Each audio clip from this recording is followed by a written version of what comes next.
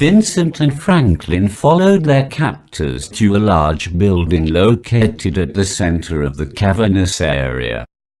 From its size, roughly 2 times larger than the other structures, with elaborate carvings of distinguished big-headed people gracing its outer walls, the young men guessed it was some kind of central meeting place. Kind of like a town hall for this new civilized settlement.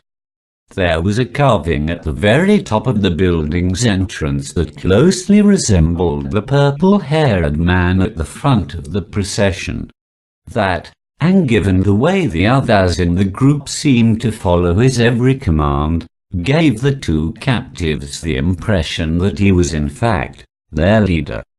Both keepers had stopped all conversation, external and internal, as they walked behind the group that had discovered them just minutes before.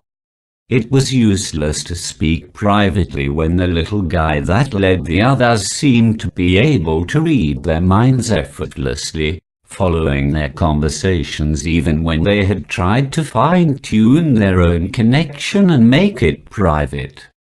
He spoke to them on their new mental pathway, indicating that they needed to cooperate, go where they were led, and not make a scene.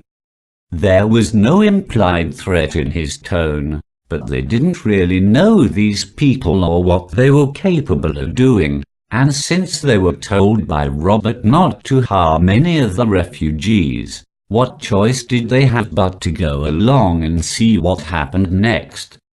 Franklin, don't set fire to anything, and Vincent, please don't touch anyone, the pink guy had said to them before they were instructed to walk behind him.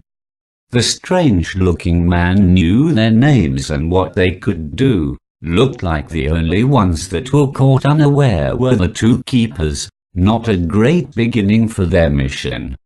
My name is Charlie, the pink-eyed man introduced himself in a calm, I knew you were coming 2 days ago, voice, while continuing to walk toward the impressive building ahead of them.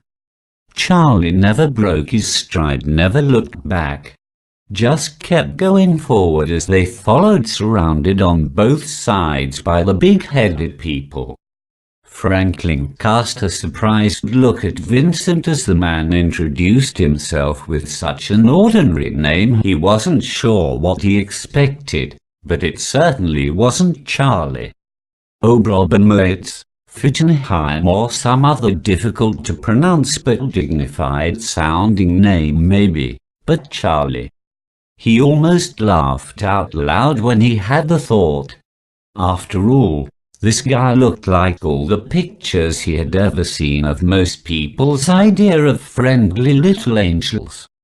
A merry little cherub dressed in white linen pants and blue shirt topped with a bright red vest. He didn't look threatening in the least, but both men felt strongly that in this case, appearances were deceiving.